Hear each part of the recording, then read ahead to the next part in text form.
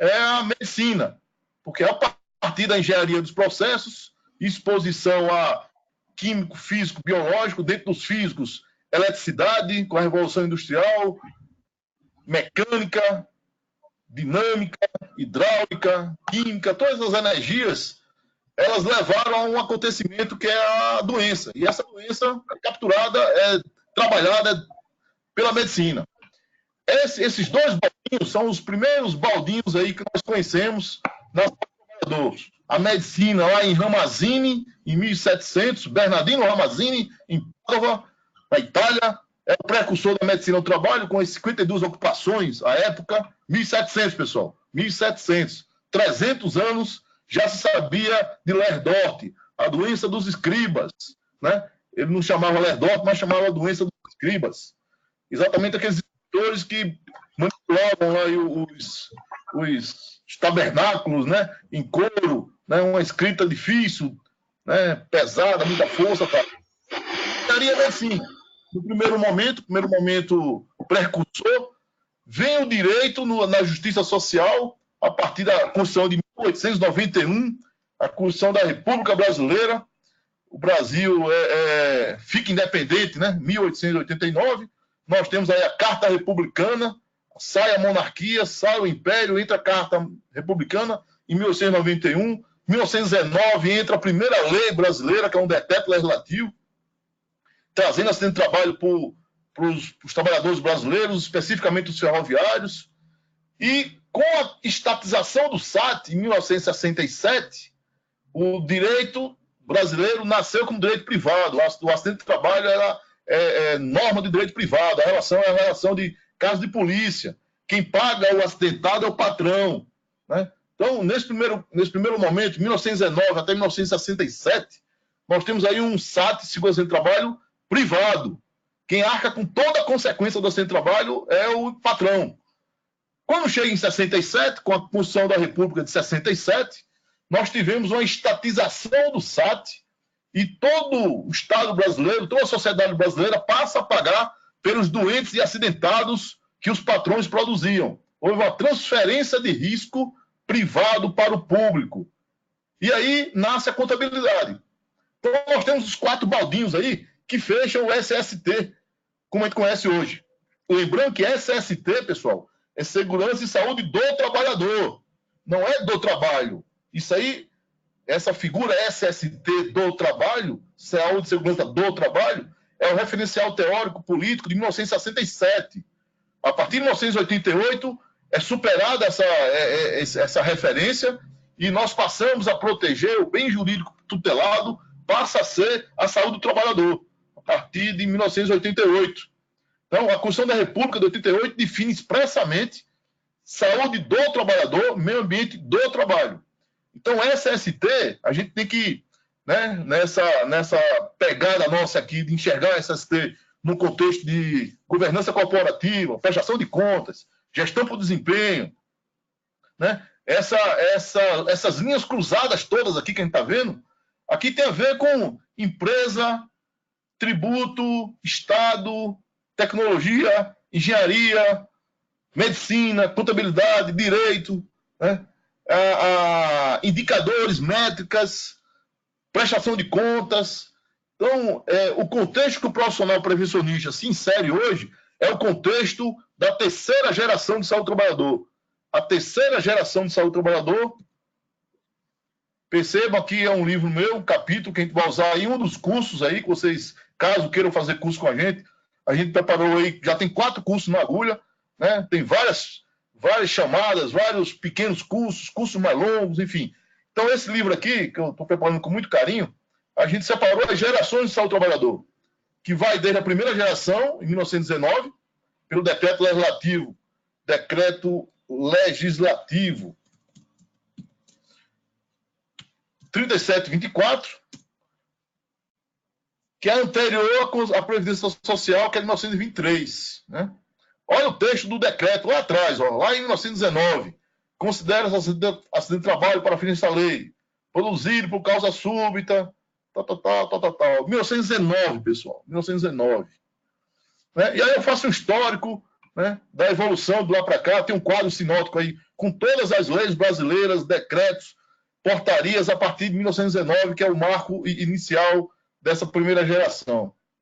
Bem, nesse contexto aqui, de 1919 a 1967, nós temos o risco profissional, o encargo 100% do empregador. Quando chega em 67, nós inauguramos a segunda geração, em 1967, onde o SAT é estatizado. Os patrões fazem um lobby muito grande aqui no Congresso Nacional, dizendo o seguinte: eu quero intervenção estatal, eu quero comunismo, eu quero socialismo, eu quero ganhar dinheiro e quero que o doente fique na mão do Estado. Essa foi a proposta à época, em 67, né? E essa proposta foi aceita, juntamente com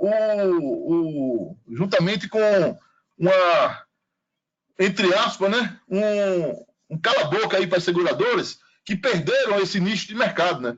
Como o SAT foi estatizado, as seguradoras que faziam seguro privado para as empresas perderam esse mercado, né?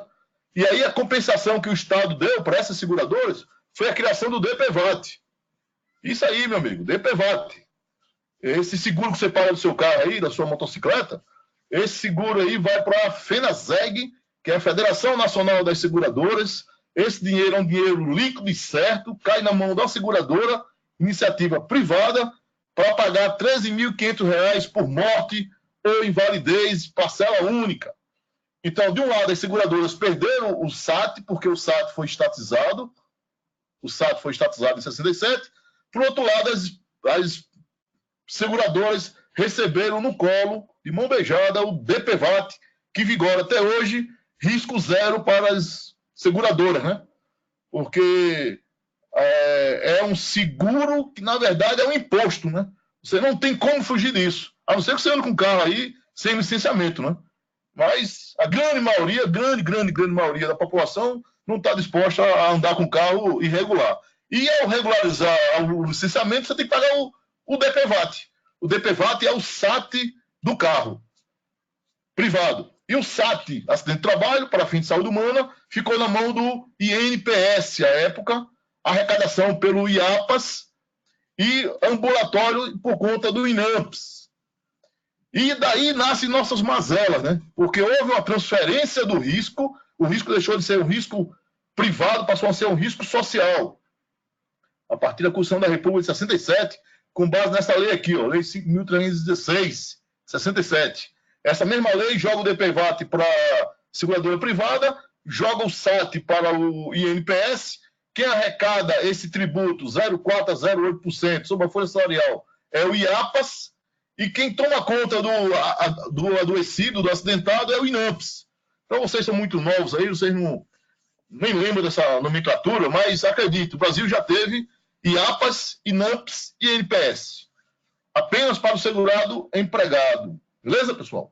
Qual é o nosso problema hoje de gestão? Nós não temos gestão porque estamos ainda na segunda geração. Por que pareça, a lógica do nosso profissional prevencionista é a lógica oriunda das escolas de medicina do trabalho, de engenharia de segurança do trabalho, tecnólogo de segurança do trabalho, técnico de segurança do trabalho.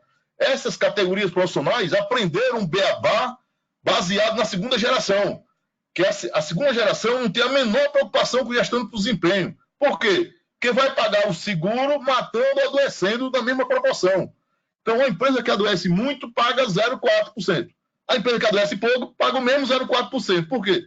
Porque o risco é presumido pelo segmento econômico ao qual se vincula o CNPJ.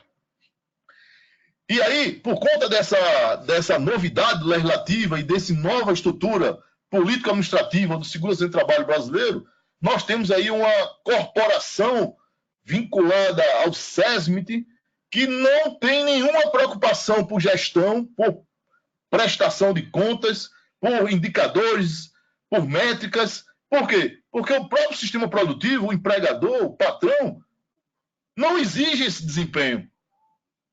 Percebe?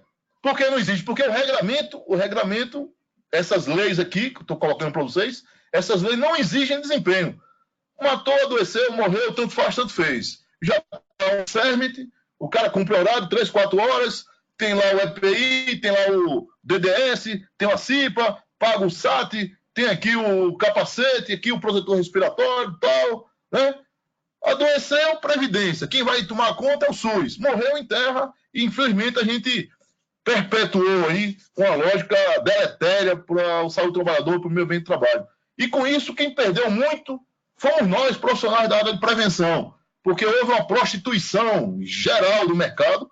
As empresas passaram a contratar qualquer um, né, por 10, 15, 20 reais. Tem ASO aí que sai por 2 reais, acreditem. Laudo feito via SEDEX, o cara manda para o SEDEX, né? Muitas vezes cópia C, Ctrl-C, Ctrl-V. Vocês conhecem bem essa realidade aí, né? Bem, isso perdurou na segunda geração, né? Com um CERMIT cartorário, cumpridor de horário, que não tem atribuição, poder de intervenção, não participa das decisões decisivas da empresa, não é item de negócio, não é regra de negócio, enfim. Nós temos aí um conjunto de desdobramentos dessa segunda geração que ainda hoje contaminam a escola, contaminam o mercado, né? A escola nos ensina EPI, nos ensina a ler catálogo, a gente não tem uma visão gerencial, a gente não é cobrado por prestação de contas, matar, adoecer, tanto faz, tanto fez, porque não se percebe risco em não cumprir a lei. Não se sente admoestado, não se sente arriscado o empregador que faz um PPRA de todo jeito, tem um PCMSO que é amontoado de... Enfim, esse contexto todo que a gente conhece bem, né, pessoal? Vocês me desculpem aí a forma crua que eu estou colocando, mas ninguém aqui está com tempo para ficar escutando blá blá blá, né? Eu estou sendo muito direto com vocês, em respeito aí à audiência e à sabedoria que vocês têm, enfim, experiência acumulada e tudo mais. Quem tiver interesse para ajudar, eu sugiro que participe de um curso meu aqui, com o Ribas aí no IMPEG. A gente tem uma grade de cursos que percorre toda essa evolução do século e inclui, faz a inserção no contexto da terceira geração do saúde do trabalhador. Aí sim, uma preocupação com resultados.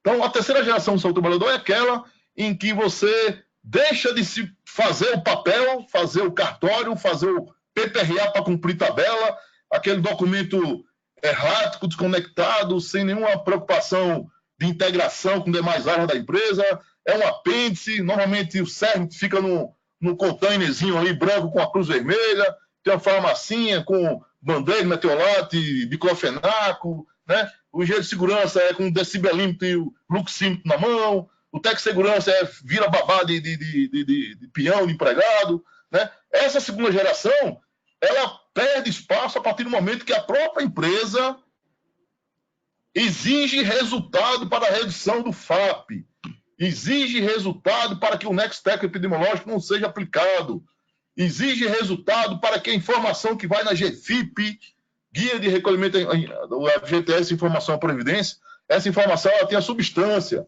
que a informação que vai para o E-Social, para as empresas acima de 78 milhões, grupo 1, que já está rodando, e talvez entre com outro nome, o E-Social vai mudar de nome, mas não vai deixar de receber as informações de SST.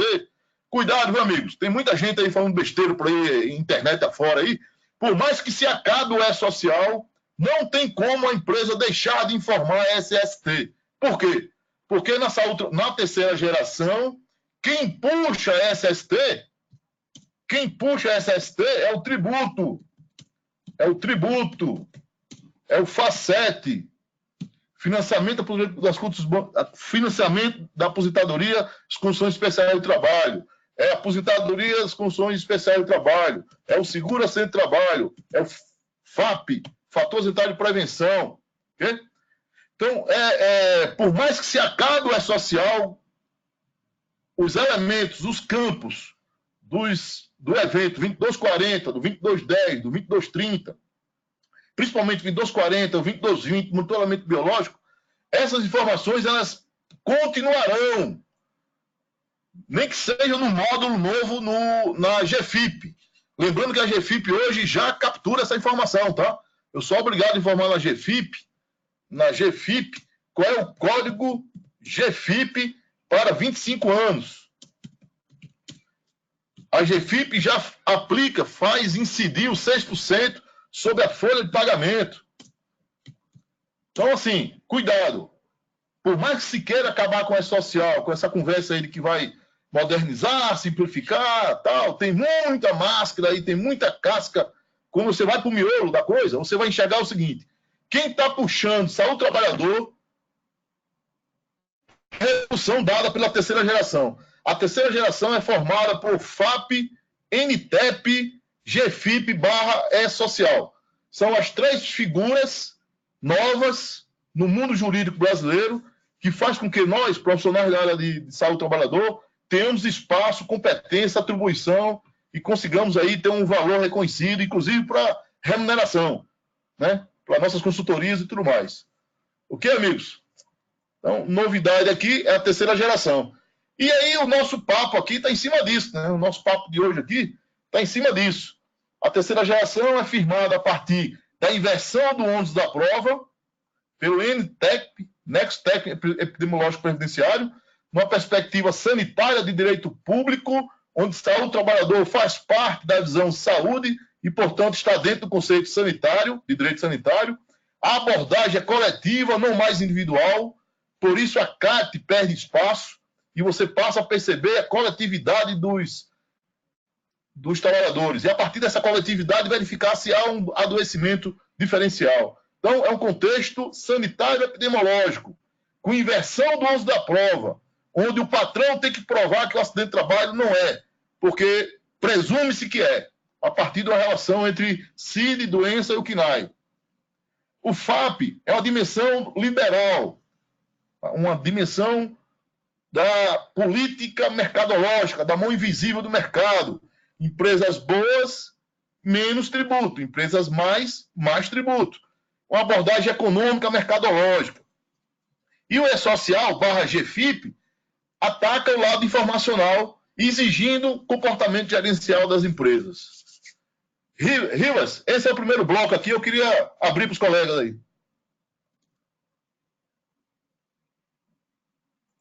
Maravilha, maravilha, professor. Excelente, maravilha. Pessoal, vamos bater um papo aqui. O que vocês estão achando desse bloco?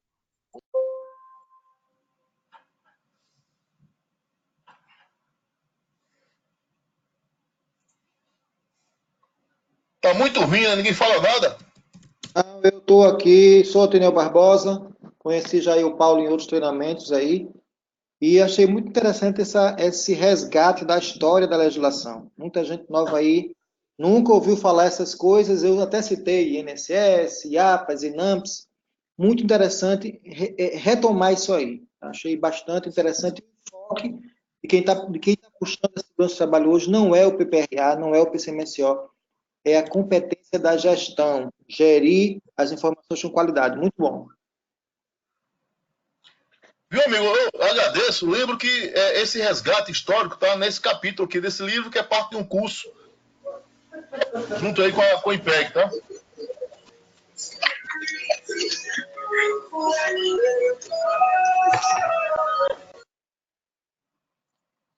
Mais alguém?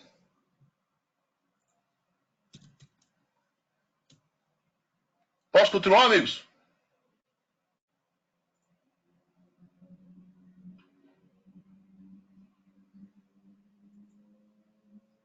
Pode sim, vamos adiante. Fecha o áudio aí, por favor, River. Daqui a 20 minutos eu paro de novo, para não cansar os amigos aí. Pessoal, nessa teia de aranha, onde você se enxerga aqui, ó, você está nesse foguetinho aqui, ó, você pode estar no comando do foguete ou pode estar no rabo do foguete, né?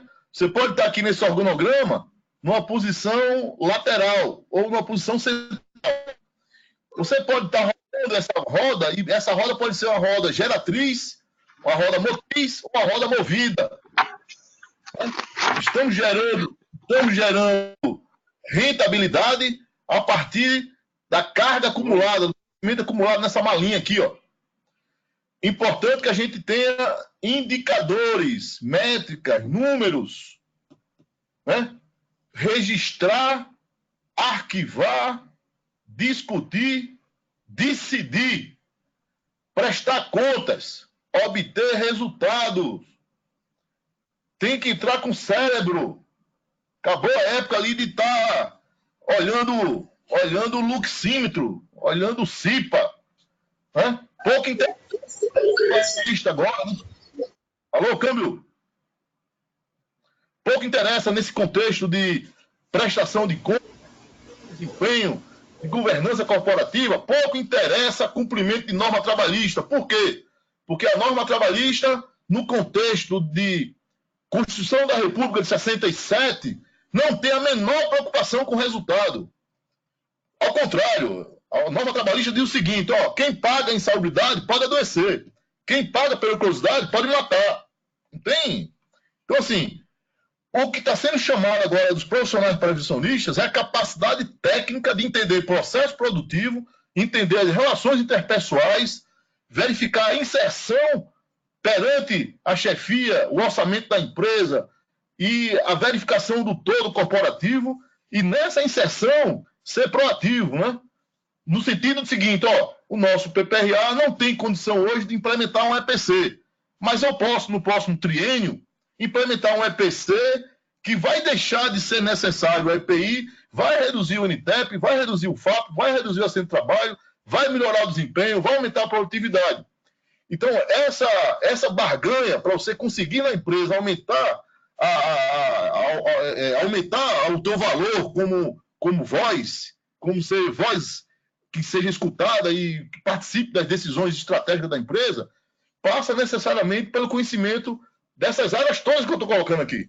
Contabilidade, direito, engenharia e medicina. Eu tenho certeza que o colega que está escutando mexe com essas 4 áreas, mas de forma muito esparsa, de forma muito não organizada, né? Então, a proposta que a gente está fazendo aqui nesse webinar é colocar essa abordagem, esse overview, né? Essa visão panorâmica aí, você enxergar as ruas, as avenidas, em que você está, que região você está, que planeta você está. E aí, tem uma visão planetária, você consegue fazer a manipulação e a inserção como profissional de prevenção, né, amigos? Essa é a proposta aqui de nosso bate-papo, para sugerir alguns cursos, tá? Estou fazendo propaganda mesmo, de forma ostensiva, porque a gente tem que ser honesto, né, amigos? Isso aqui não é apenas um bate-papo nosso, então um bate-papo mostrando que nós temos um portfólio, nós temos competência para aprofundar naquilo que vocês entendem que deve aprofundar. Né? Estou dando aqui um exemplo. Ó. Então, os nossos PPRAs têm que trazer isso no planejamento, de cara. Planejamento anual de um PPRA tem que trazer metas, numerário, em números. Então, a proposta objetiva é que a gente faça um PPRA que alcance químico, físico, biológico, mas alcance confinamento, trabalho à altura, combate a incêndio, contingência, plano de contingência, percebe? Então, na hora que você tem um único programa na empresa, que atende, inclusive, o químico, físico, biológico, você passa a ter, por exemplo, o que eu chamo de PGMAT, um programa de gestão do meio ambiente de trabalho. E nesse PGMAT, você coloca metas que alcancem todos os temas vinculados à saúde do trabalhador. Então, por que eu tenho uma EAT para ergonomia, eu tenho lá um para trabalho confinado, eu tenho lá para trabalho à altura, eu tenho lá um plano de combate a incêndio, SPDA e tudo mais, né, na hora de incêndio. Tenho lá um NR12 com preocupação com parte móvel de máquinas. Tenho lá um NR9 com químico físico biológico. Né? Então, assim, o ruído que vale para NR9 não é o ruído que vale para NR7. Percebe? A gente dispersa muita energia, a gente termina não fazendo gestão, essa pulverização de programas e coisas todas que nós temos aí para dizer a mesma coisa. No final das contas, a gente quer gestão para garantir metas que fazem parte de um programa estratégico da empresa. Que programa estratégico é esse? Para mim é o PGMAT. E o PGMAT inclui o PPRA, inclui a EAT, inclui ergonomia, inclui trabalho à altura, inclui sinalização, inclui confinamento. Percebe? Inclui tudo aquilo que eu, como gestor, eu acho que deve estar num programa só. E aí você direciona o orçamento da empresa, você direciona os pontos de controle, as reuniões estratégicas, a operacionalização, direcionamento de verba, compartilhamento de verba da empresa com a empresa vizinha. Você faz um pool de empresa que participa de um polo ou da mesma região, de um cluster, e você dilui as despesas de SST a partir de uma visão única que você tem do meio ambiente de trabalho, enxergando todos os fatores de riscos, químicos, físicos, biológicos, mecânicos, psicoergonômicos e tudo mais. Então, a proposta objetiva aqui nesse bate-papo é te mostrar o seguinte, ó, nós temos potência, nós temos condição de avançar na SST, na terceira geração de saúde do trabalhador, enxergando produção de indicadores com prestação de contas para o CEO, o diretor sendo chamado para prestar contas, você como staff da empresa tendo um salário melhorado, valorizado, você consultor, você auditor interno, auditor externo, enfim. Então, toda a classe de prevenção, todos nós, né, da área de prevenção, todos nós ganhamos com isso, e principalmente ganha a acidentalidade brasileira, que hoje é de 4 bilhões e meio de reais, 4 bilhões e meio de reais ao ano, só para invalidez, casos novos. 4 bi, pessoal. E a culpa é da Previdência, a Previdência que está quebrada. Que está quebrada a Previdência porque se produz uma tonelada de invalidez ao ano. Toneladas de seres humanos, 4 bilhões só de casos novos. Se você pegar o estoque de benefícios concedido pelo INSS, isso é dado que está no Anuário Estatístico da Previdência Social, dado público, você verifica que a ordem de grandeza é de 15 bilhões para invalidez. Né? E a culpa é da Previdência. Né? Nós temos aí uma proposta objetiva, né, de transformação, de absorção dessa mão de obra, de reestruturação, inclusive, dos currículos, para que o nosso profissional oriundo do curso técnico, tecnólogo, engenharia e medicina, ele saia com os 4 baldinhos na cabeça. Contabilidade, engenharia, medicina e direito. Tá bom, amigos? Então, estou dando aqui um exemplo. Ó. Esse meu PGMAT, que inclui o PPRA, ele vai ter, ó, meta objetiva. Em 3 anos, eu vou fazer para o triênio baixar a acidentalidade média apurada por esse site aqui, é o site da Previdência Social, que tem por CNPJ a acidentalidade. Eu crio um indicador, aqui é o indicador, 5,33 a cada 100 mil. Que indicador é esse? A cada 100 mil trabalhadores de uma empresa, eu tenho 5,33 acidentados. Eu quero baixar isso para 4,5 no primeiro ano, 3,5 no segundo ano e 3 no terceiro ano. Estão conseguindo me explicar, pessoal?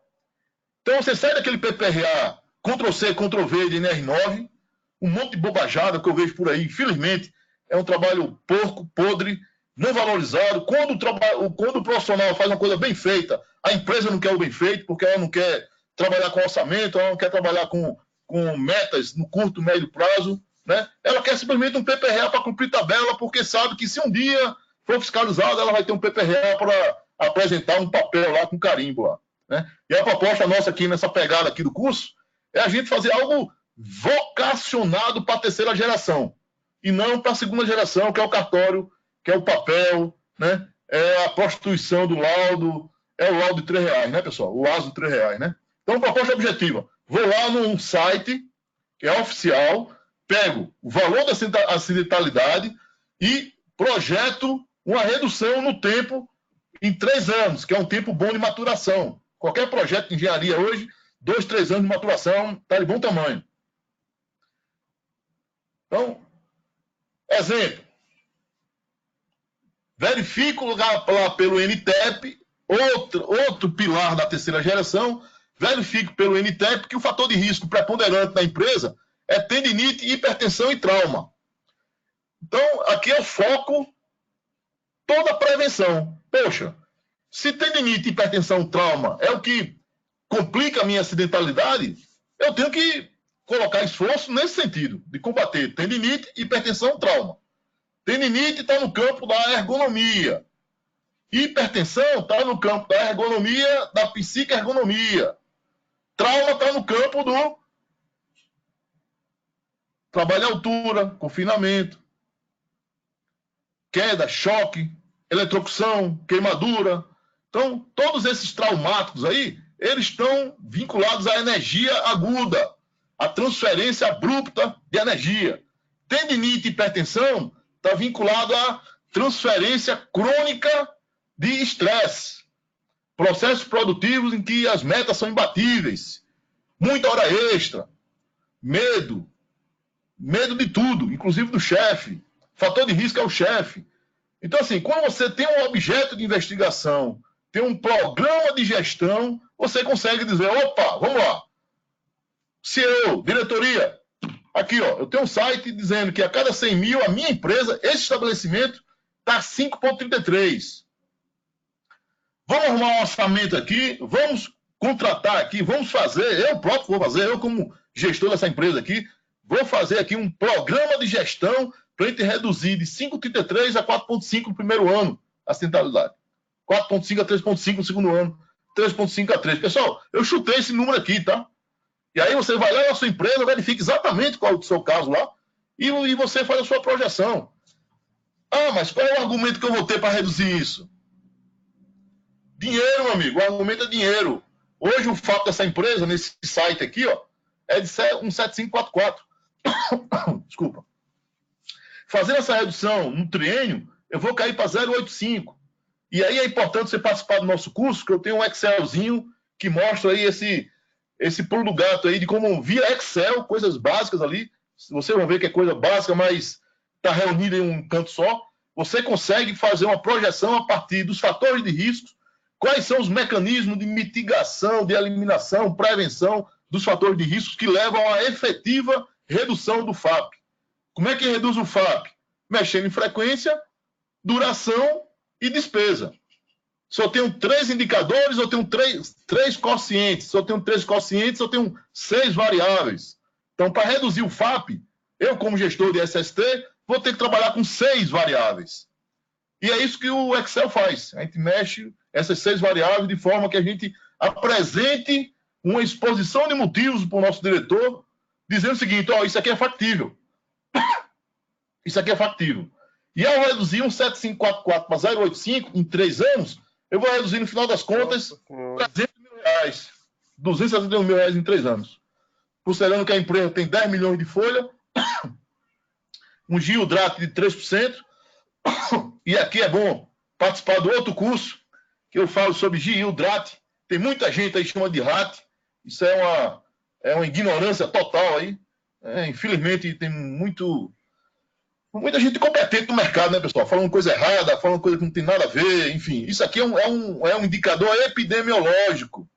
Grau de incidência incapacitante laborativa decorrente dos riscos ambientais de trabalho. Grau de incidência incapacitante. O que é incidência? Casos novos numa população de controle, dentro de uma coorte. O que é uma coorte? É um delineamento epidemiológico que faz parte do PCMSO. O GILDRAT decorre de um delineamento epidemiológico. Grau de incidência é uma medida epidemiológica no estudo observacional, censitário, retrospectivo, decorrente do risco ambiental de trabalho. Muita gente fala RAT simplificando aquilo que ele não conhece. Você só simplifica aquilo que você conhece. E a proposta do nosso curso aqui é você ter conhecimento profundo para falar com a autoridade sobre o que você está tratando perante horizontal, vertical, chefia, hierarquia, trabalhador para baixo, trabalhador para cima. Desculpa. Vamos lá. Uma folha de pagamento de 10 milhões.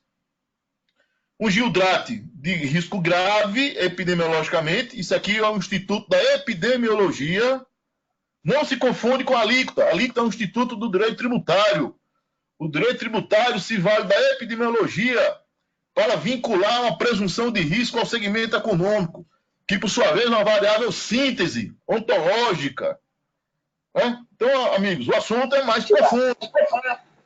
O assunto é mais profundo. Então, a leitura rasteira faz com que a gente vincule o RAT, que é uma impropriedade técnica, a uma alíquota previdenciária, tributária. Isso é mentira. Isso é uma bobagem.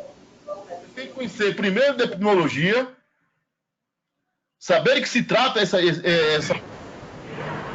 verificar a correspondência da métrica no outro direito, que é o direito tributário. Bem, dado isso, nós temos que essa empresa tem um SAT de 3%, baseado na epidemiologia e na tributação, 3% de 10 milhões e 300 mil. Um FAP de 17455, eu vou ter, antes, 526.320. Pessoal, isso aqui é por mês. Isso aqui é por mês. Esse FAP aqui, ó, vai vigorar durante todo o ano. Então, imagine, 526 mil vezes 12. Na hora que eu implemento, na hora que eu consigo argumentar perante a chefia, quem tem o poder decisório da empresa, e fazer o sistema de gestão para reduzir tendinite, hipertensão e trauma, esses 3 objetos aqui de investigação e de política privada, você consegue reduzir a acidentalidade. Conseguindo reduzir a acidentalidade, você reduz uma das componentes do FAP, que é a componente frequência. Reduzindo a frequência, você consegue reduzir para 0,85 o FAP do ano subsequente. Né? Na minha hipótese aqui, nós reduziríamos o FAP em 3 anos de 1,75 para 0,85. Isso daria um alívio aí de despesa na empresa de R$271 mil em 3 anos. Então, tá errado esse cálculo, tá errado. Aqui é por mês, é isso aqui vezes 36, né? Tá errado esse cálculo, pessoal, tá errado. Aqui é tudo mês, tá? Esse cálculo que eu fiz foi por mês. 175.300 mil por mês. 085.300 mil por mês. Então isso aqui é vezes 12. Isso aqui é vezes 12. E a diferença vai dar isso aqui vezes 12. 271 mil vezes 12, estamos falando aí de praticamente 3 milhões de reais, apenas pela consequência de reduzir uma das dimensões do FAP, que é a frequência. Agora imagine que você consegue reduzir a frequência e consegue reduzir, de forma mais importante, as tendinites. Os traumas, o trabalhador retorna com 90 dias. As tendinites e hipertensão, ele retorna por 240 dias. Então, se você consegue reduzir a frequência de doenças crônicas, você consegue reduzir também a segunda dimensão do FAP, que é a duração, e consegue reduzir a terceira dimensão do FAP, que é a despesa. Então, não é só reduzir frequência, é reduzir a frequência dos casos que duram muito tempo de trabalhadores que ganham maior salário, porque a repercussão do FAP depende da duração, do salário e da frequência. O outro item que eu proponho colocar nos PGMATs, que eu chamo de PGMAT, mas vocês podem chamar de PPRA ampliado ou PPRA apenas, se você quiser cuidar apenas do químico físico biológico. Lembrando, pessoal, que para fazer químico físico biológico, esse PPRA não vai prestar para isso. Por quê? Porque a bronca da empresa não é perda auditiva. A bronca da empresa é tendinite, hipertensão e trauma. Então, assim, combater químico físico biológico pelo PPRA não vai dar conta, sozinho, né? Não vai dar conta da redução dessa casuística aqui. Porque essa casuística depende de outros programas. Por isso que é importante você juntar os programas em um programa único, que eu chamo de PGMAT, Programa de Gestão do Meio Ambiente e Trabalho, considerar todos os fatores de riscos, químico, físico, biológico, mecânico, acidente, psicoergonômico, ergonômico, mecânico, biomecânico, psicomecânico, psicoergonômico, enfim. Juntar tudo isso para quê? Para que você reduza o afastamento alcançado pelo NTEP. NTEP é uma matriz que correlaciona doença com o segmento econômico ao qual pertence o patrão. Então, o patrão pertence ao segmento econômico que faz parte da tua empresa. Quais são as doenças vinculadas? Tendinite, hipertensão e traumas.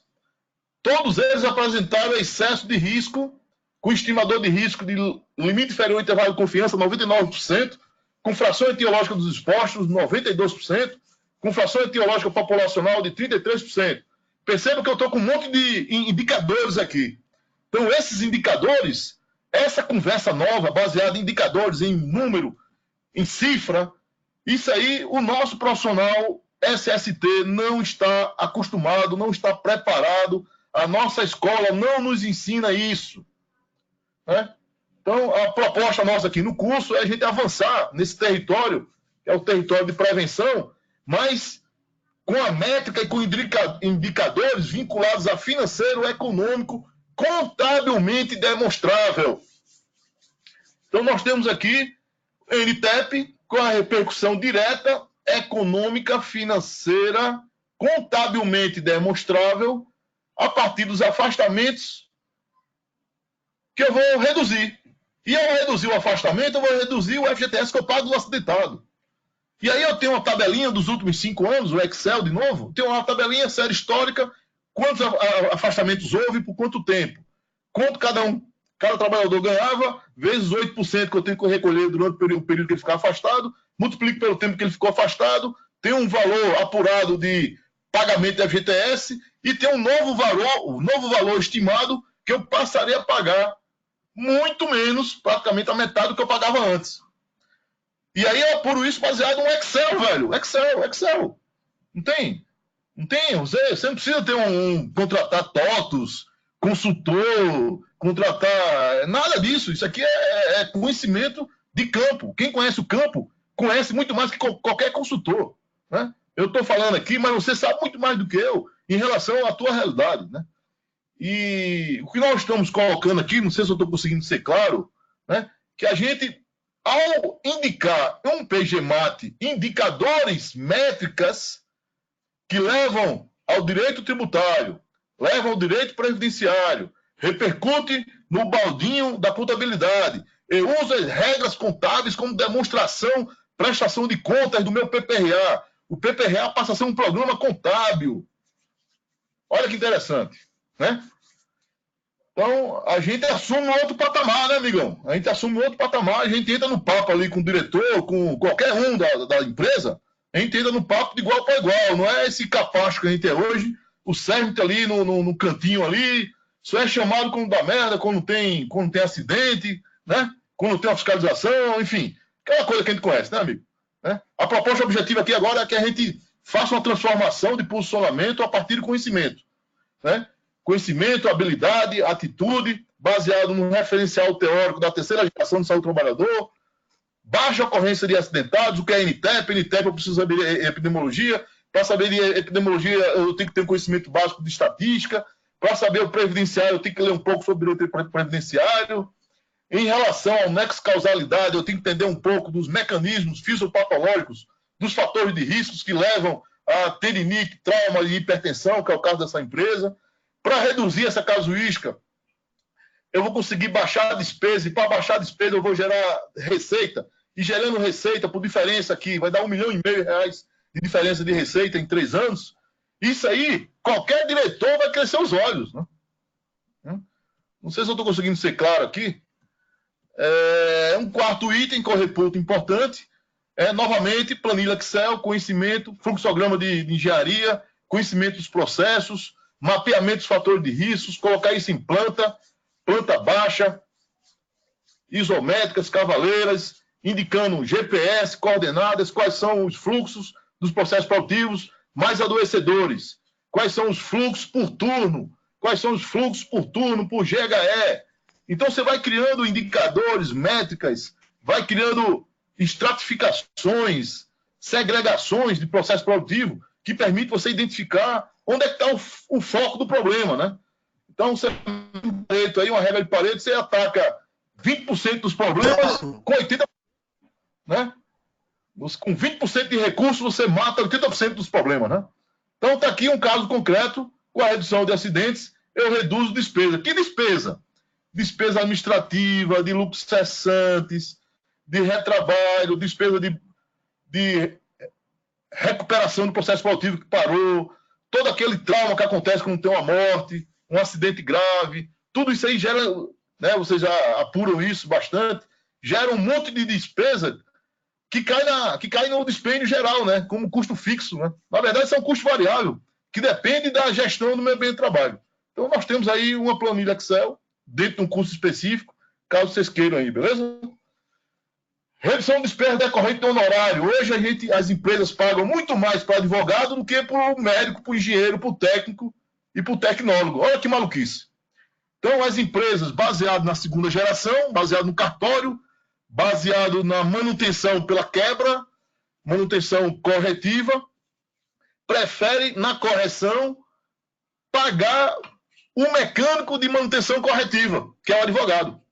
Né? Então, briga pelo acordo, tenta fazer acordo com a família do falecido, tenta fazer acordo com o próprio acidentado. Quando tem uma ação trabalhista, tenta pagar a multa, 50% no ato da fiscalização, isso é uma multa ridícula, né? Mas o advogado está ganhando. O advogado está ganhando. Então, qual a proposta objetiva? Deixar de pagar para o mecânico da corretiva, deixar de pagar as despesas da manutenção corretiva e passar a pagar ao mecânico da preventiva preditiva, que é você, nobre amigo que está me escutando, você, nobre amiga que está me escutando. Então, você, eu tenho certeza, que é um profissional de manutenção preventiva, preditiva, que trabalha na causa, na trajetória, e não no efeito. Existe uma lógica trabalhista dos advogados, das empresas, sugerindo que o CERMIT não vale nada. Por quê? Porque quanto mais o CERMIT tiver no imaginário dos empresários, que é simplesmente um apêndice, é um container com a cruz vermelha, o advogado vai estar ganhando em cima disso, porque ele vai ter eternamente ações e ações para ele advogar. E ele vai ganhar, perdendo ou ganhando a ação, ele vai ganhar porque ele trabalhou. Percebe? Isso é o tal do honorário advocatício. Então, uma das planilhas que eu montei foi com base nessa mudança de perspectiva. Eu deixo de pagar o advogado e passo a pagar o engenheiro. Eu deixo de pagar o advogado e passo a pagar o médico. Eu deixo de pagar o advogado e passo a pagar, em vez de 2, 3, 4 técnicos, eu passo a pagar 20 técnicos. Eu prefiro ter 20 técnicos na área fazendo apuração, medição, avaliação, DDS, fazendo a corrente de transmissão da linha estratégica que vai lá do topo à base da pirâmide da hierarquia, né, amigos? Então, isso aqui é outro ponto que decorre do PGMAT. Beleza? Vou fazer uma pausa aqui. Ok, pessoal. Maravilha, excelente, professor. Vou liberar aqui o áudio do pessoal, o pessoal quiser tirar dúvidas, tá?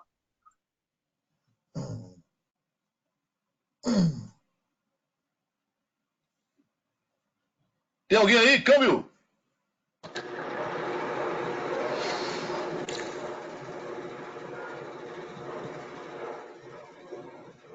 Alô, câmbio? QAP, câmbio?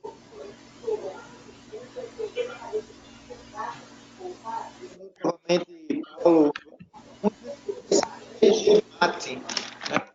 e aí, o saiu da escola tem essa capacidade, não tem essa formação. A proposta, então, é capacitar esse pessoal nesses seus cursos que você já falou abertamente que vai divulgar. Quem é o profissional? Qual é a formação que esse profissional vai ter que ter para dominar toda essa ciência e produzir esse PCMAT? Eu vou encontrar facilmente esse profissional no mercado daqui a quanto tempo e em que centro urbano?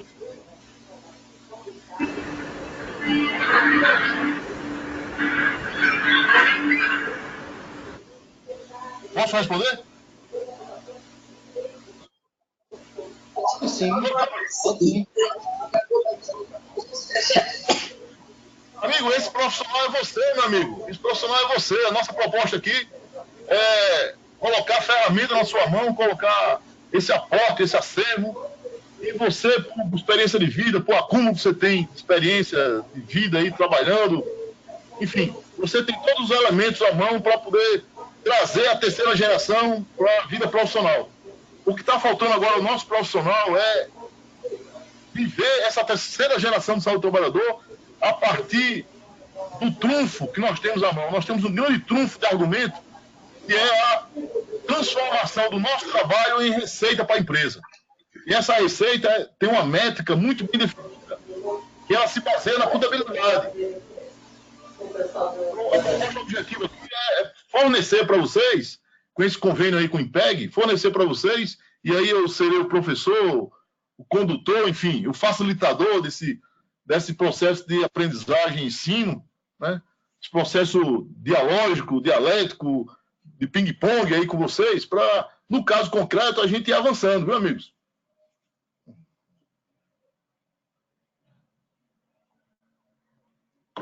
Positivo, amigo. Entendi a sua ideia perfeitamente.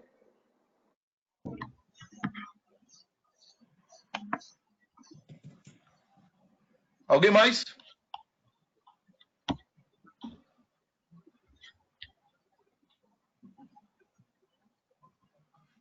21h, preciso avançar aqui, amigos.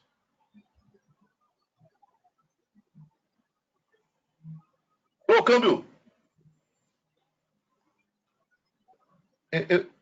Posso retomar, Rivas?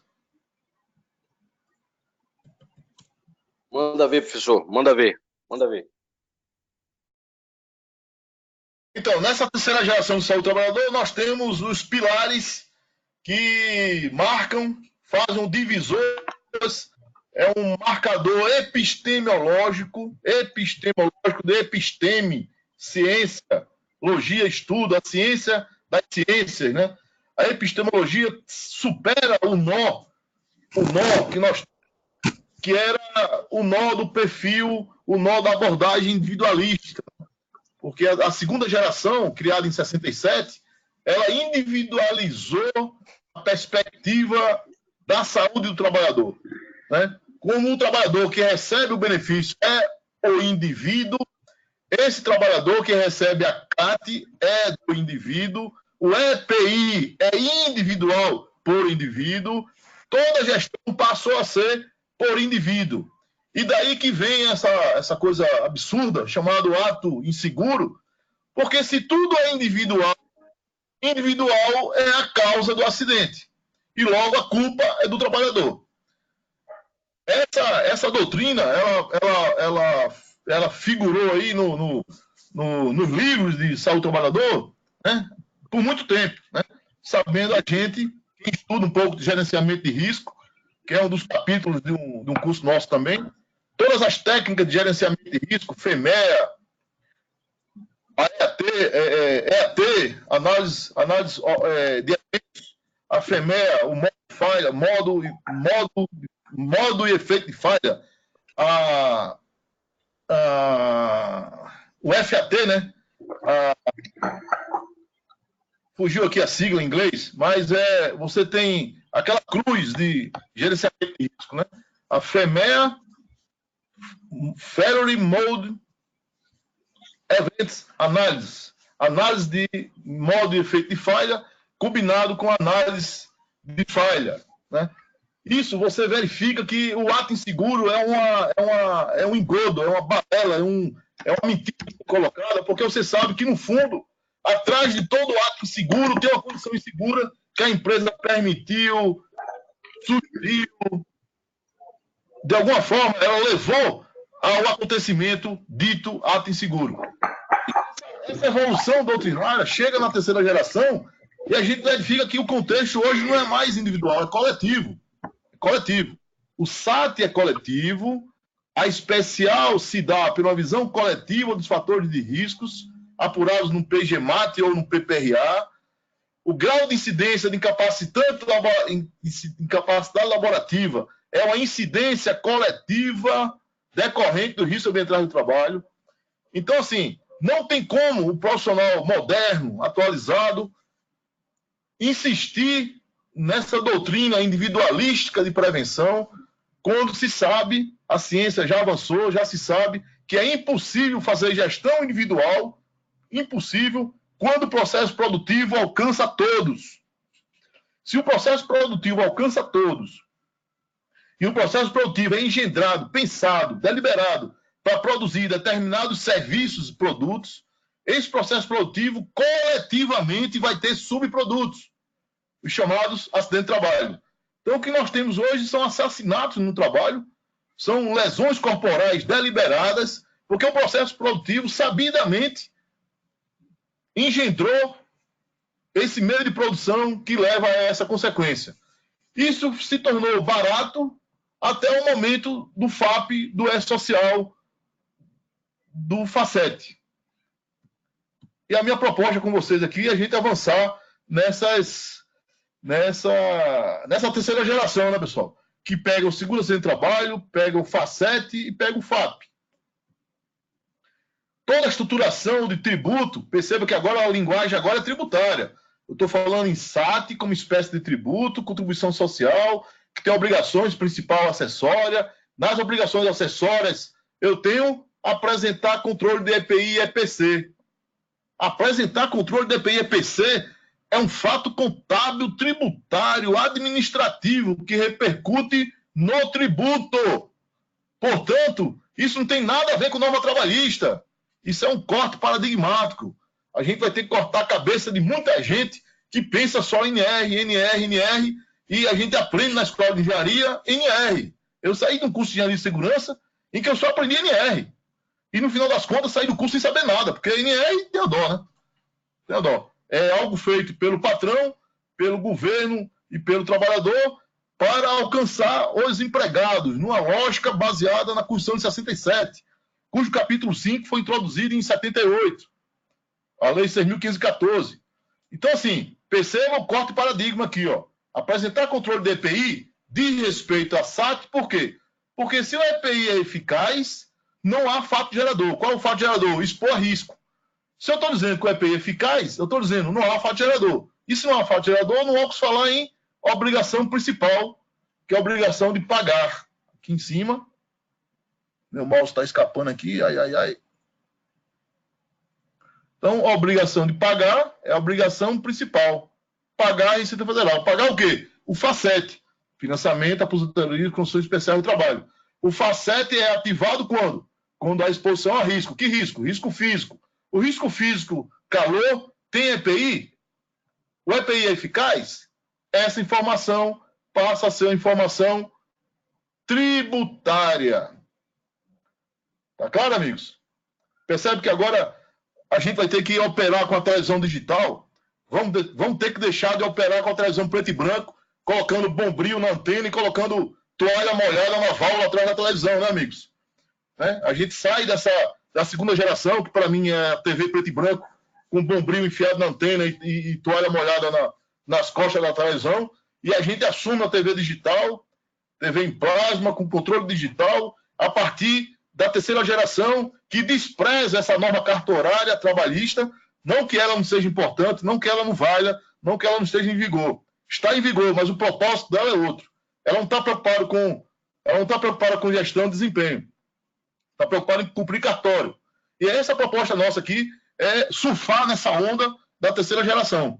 Qual seja, FAP, NTEP, E-Social, GFIP, transformação social via tributo, empoderamento do SESMIT, ampliação do SESMIT, trazer a manutenção corretiva para a manutenção preditiva, preventiva, e aplicando engenharia com esses conhecimentos que nós temos, a gente consegue avançar nessa estrada aí. Eu tenho essa esperança, né? E aqui meu empenho nesses cursos, de criar essas maluquices que eu criei aqui, de escrever livro, de escrever artigo, enfim.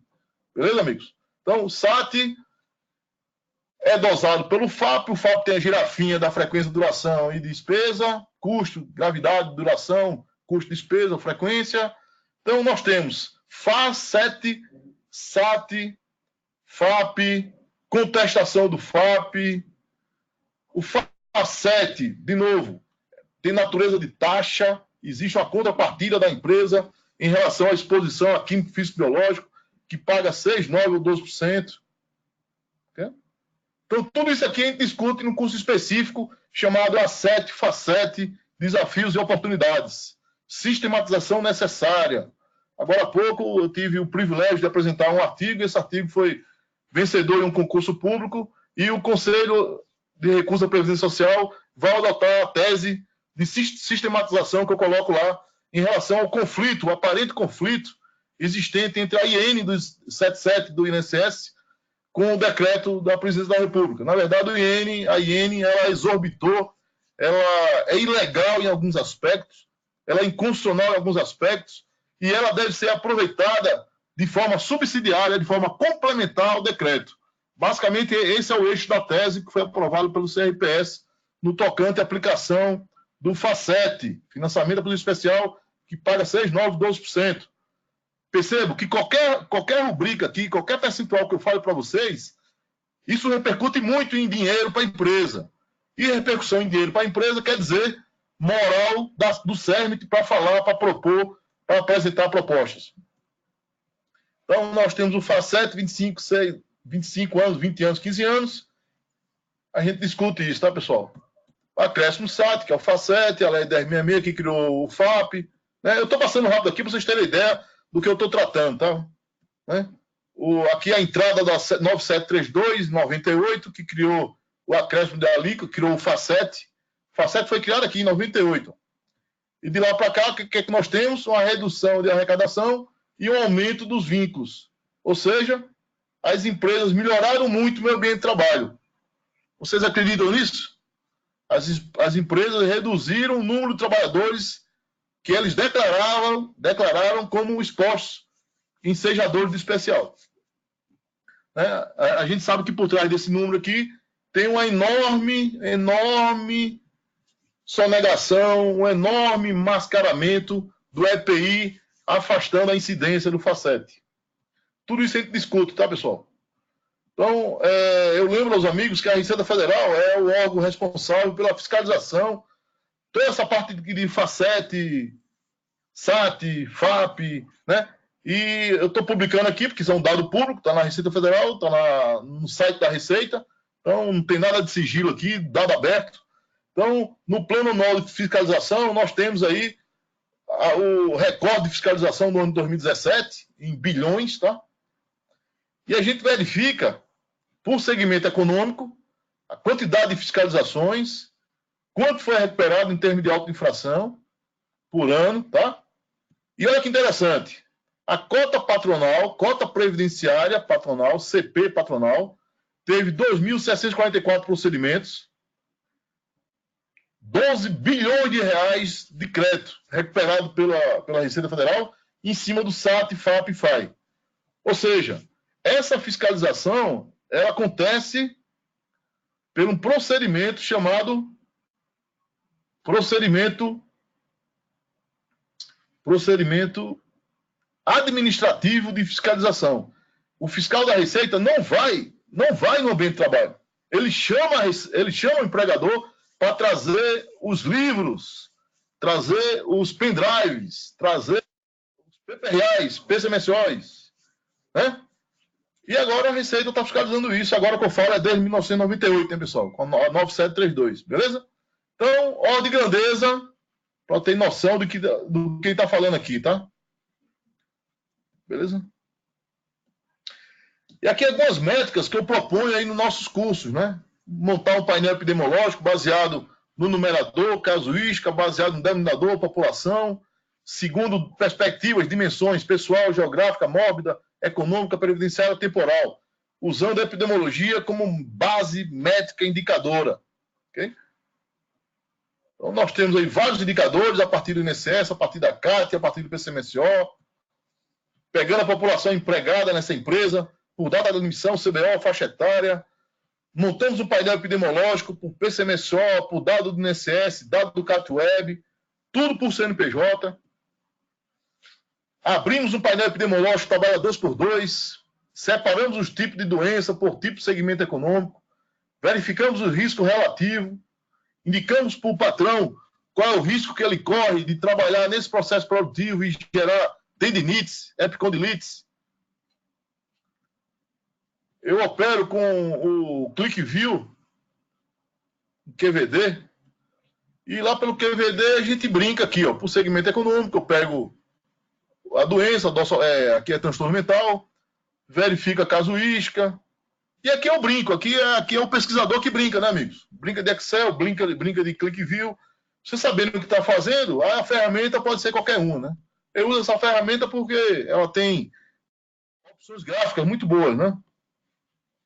Então é importante a gente se alinhar aí o que está acontecendo com o governo, modernização, né?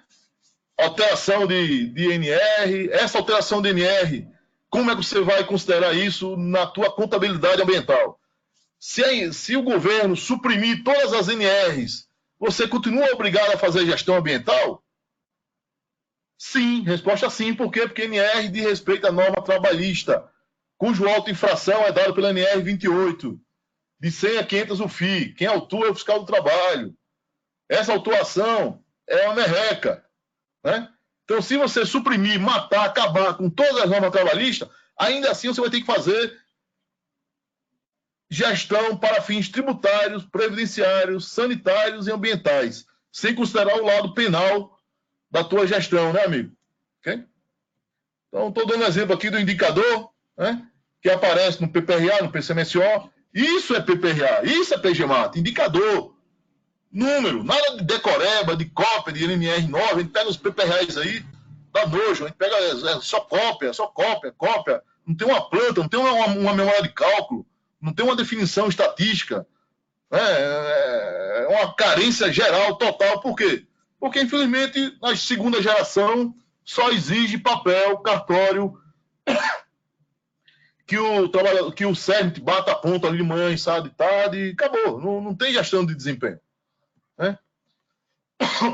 Então, nós temos aí vários compartimentos na engenharia, na medicina, na contabilidade, direito tributário, previdenciário, sanitário, né? E os nossos cursos.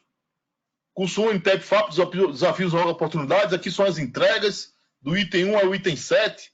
É a nossa proposta de entrega para o nosso colega participante do curso.